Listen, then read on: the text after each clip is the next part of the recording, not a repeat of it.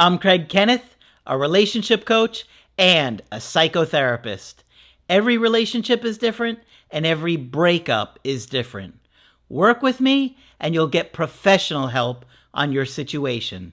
And if you're in no contact focused on personal growth, my Knowledge Workbook series and Creative Healing course can help you make changes like you've never made before. Available now at AskCraig.net.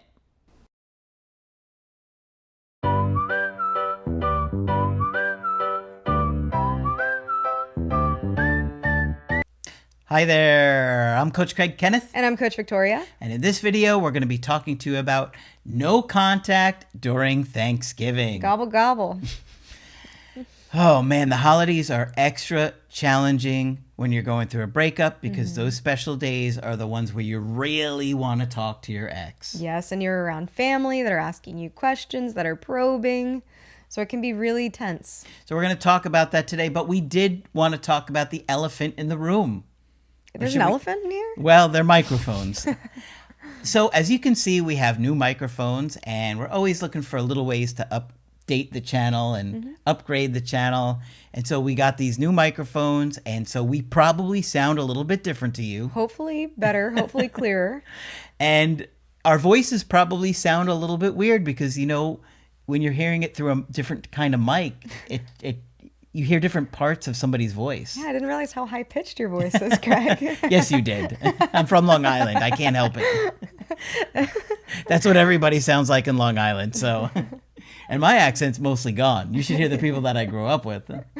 Craig, Long Island. Yeah, it's my family still has that you can't get rid of it. It's hard. Yeah, so we know we sound a little bit different to you, but hopefully you slowly adjust and you appreciate it and it sounds better to you. Right. We're getting used to it too. Yeah, we are. Yes. It's an adjustment. Yeah, it is. And we don't have headphones on, which we might go that route later on. We'll see. Yeah. You never know. We're getting crazy. Oh, and we're filming differently too. Now we're using the different set. Do you like this set differently than how it used to be? Yeah, tell us what you think. Yeah, we want to hear your opinions. We know change takes time, so we don't expect you to be used to it overnight. Right. We know you want to hear about Thanksgiving because that is coming up. Yep. It's right around the corner. So Thanksgiving, it can be a really triggering time. Like I mentioned, family will be asking a lot of questions. And at least here in the U.S., it's the first holiday of the holiday season where you'll really gather with your family. So it might be the first time that you're telling people in your family about a breakup. So nobody might know. Maybe by the time Christmas or New Year's comes around, they've already been through Thanksgiving and already know what's happened. But that first initial sharing with family can make the breakup feel a lot more real, and it can be its own level of grief. Yep. And maybe you've spent past Thanksgivings together with your partner. Maybe you've had certain traditions or rituals that you would have during this time that you're reminiscing about, that you're thinking about, that there's a certain sadness to go through this holiday alone. So we understand that this can be a difficult time. Yeah, I mean, you're going to think back to previous Thanksgiving and, oh man, I really liked her mom, and I wonder if her uncle is going to ask about me, or her niece that I was really close with. And so you're going to feel the loss more beyond your ex. You're going to be thinking about the family that you were attached to and tied to, and that will bring up extra losses and extra pain to go through that. So when you're feeling that, you really start to come up with stories within yourself on reasons to break no contact. You know, those special days, birthday, Christmas, anniversaries. Yeah, things like that are extra difficult. And so you have to stay extra motivated, because we have seen this year after year. If you reach out and break no contact, they may say, oh, thank you. I hope you have a great Thanksgiving too. But that's not really going to lead to anything, right? Breaking no contact, it often doesn't go the way you're wanting it to go. We fantasize about how we think it's going to go. Allowing them to reach out to you is far more powerful in turning a situation around. But your brain is going to lie to you. I assure you, every idea that your brain is going to come up with, we've heard before. We've seen before. We've coached people before that thought those exact same things. And if we thought they were going to be successful, we would tell you to do it. Okay, there's a reason we're saying to do certain things, or we recommend certain things. Right. And during Thanksgiving, you might be in a really sentimental state of mind, just starting out the holiday season. So you might be thinking, well, if I reach out to my ex, they're going to respond in the same way that I'm feeling. They're also going to be sentimental too, Yep. which may be true, but they might not be seeing things from the same lens as you are. Yep. Right? They might still be wanting to experience a holiday season more independently to see what that's like. You have to let them go through their own process and have them experience, their own feelings throughout the breakup. And you might start to question why you're in no contact to begin with. Your brain starts to trick you in ways, telling you, well, maybe I should just reach out and tell them that I'm thinking of them or that I'm thinking of their family. A lot of times we'll use like the family excuse as a way to connect. And the exes can see right through that. It can come off as manipulative. It can come off as a way to try to start a conversation when the relationship has already ended. So just be really mindful of that. I know it can sound like a great idea at the time, but you want to be respectful of what your ex has asked for, which is that space, which is the end of that relationship, and allowing them to experience that. Yeah. You're going to question a lot when you're in no contact. You're really going to doubt yourself. You're going to really doubt sticking to it. You're going to really think to yourself, they're going to forget about me. They're going to move on. Once they tell their family that we're done, that's it. There's no coming back from that. Mm-hmm.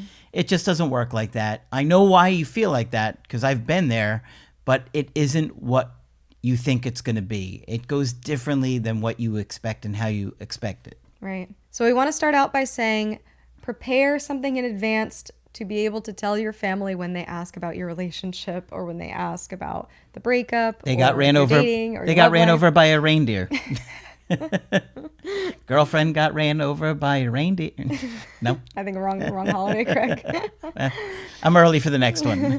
But having something ready can help you to curve some of those questions. We know that in the moment, sometimes like a aunt or somebody who's really nosy in your family, even just like a harmless question can trigger a whole bunch of thoughts and anxiety. And sometimes even family will start to get more involved the more you tell them. So, maybe you should reach out to them. Maybe you should go say hi to, didn't they have a cousin on that side? So it can turn into something that you don't want it to. So you might choose to be a little bit more private with the breakup, with what's happening with your family. And it might be smart to have some responses if they push you ready. To kind of shut that question down, to shut the conversation down, and then have some boundaries with your family there. And they're going to likely have opinions, and they may say things like, well, you should reach out to them and tell them I said Happy Thanksgiving. Yeah. Don't do it. Yeah. You never know what you're going to get. Don't listen to your friends and family, whatever they tell you, okay? Whatever they tell you, including have more wine. If you do, hide that phone, because I'll tell you, on those extra challenging days, you're going to look for extra excuses to reach out. And when you do, you're going to find that your ex is like turned off, or they no longer feel that sense of loss that they were starting to build, that was starting to build up inside of them. You want them to feel that. And I had somebody just yesterday, when I was talking to them about breaking no contact, they're like, wait a minute. So if I'm in no contact for months and then I reach out, all that anxiety just goes away when I reach out. It's like starting over again. Yes, it is. Unfortunately, all of those months of them wondering, their question is now answered, and now they know they still have you. There's no loss there anymore. So you don't want to do that. And it's not like once it resets, it's like a perfect reset. Mm-hmm. It just doesn't work like that. Like once you reach out, like it's hard to measure it, right? Right. But it's not like a video game where you just kind of restart. But yeah, obviously the first time you're going through no contact, it's going to be more powerful and intense than if you go through no contact, say for 4 months, and then you break it, and now they still know they have you, right? It's not like they're going to feel that same level of intensity right then and there that they did at the day after the breakup. Mm-hmm. Does that make sense? And it also depends on how anxious that other person is. Sure. Right? Somebody who's more avoidant, that might impact them differently than somebody who is more anxious. So it depends on a lot of different factors. But I hear what you're saying, that if over the holidays it's going to be harder to keep things reeled in, to be able to stay in no contact and really give your ex that space, if you do reach out, especially during this time, it can impact how they see the breakup. Yeah. It's hard to explain to you guys sometimes because there's simply no way to measure. But it's not like black and white where, okay, if you drive your car a certain amount of miles, you know, you're going to use that amount of gas, right? Where your tank slowly empties and then you can refill it.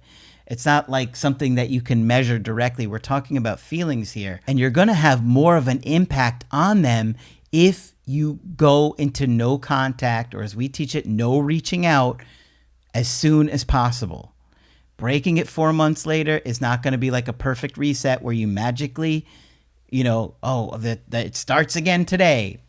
I know it's not what you want to hear, but it doesn't quite work like that. So you really, really, really want to stick to no contact and not reaching out. Right, which leads us to our next tip, which is really be careful with the alcohol. You alluded to it earlier, but we know that during family gatherings, during holidays, you might like to indulge a little bit. We also know that if you're going through a difficult time and it's difficult to self-soothe, sometimes people gravitate towards substances to help with that. I'm feeling really sad about my breakup. I'm going to drink a little bit more or have another shot to numb it out and to not feel the intensity of it anymore. Yep. A lot of times that can lead to bad decisions, texting an ex being one of the many possible bad decisions that can result from that. So please just be aware of your consumption and be aware of how you're acting on your phone and reaching out to an ex or not reaching out. Be careful what you're saying. Just be mindful of all of that. And that goes for more than just Thanksgiving. Mm-hmm. There's going to be a lot of holiday parties coming up.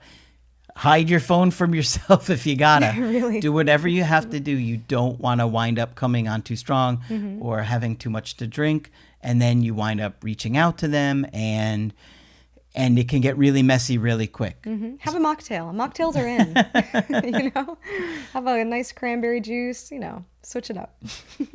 All right. So hopefully this is helpful to you guys. Of course, if you want to get our help personally, go to my website, askcraig.net. I do email coaching and I do Zoom calls. Coach Victoria is also available for Zoom coaching. I'm here whenever you'd like to chat. Just click on her name in the top of the website to schedule with her. But that's it for this video. I'm Coach Craig Kenneth. And I'm Coach Victoria. And we will talk with you soon.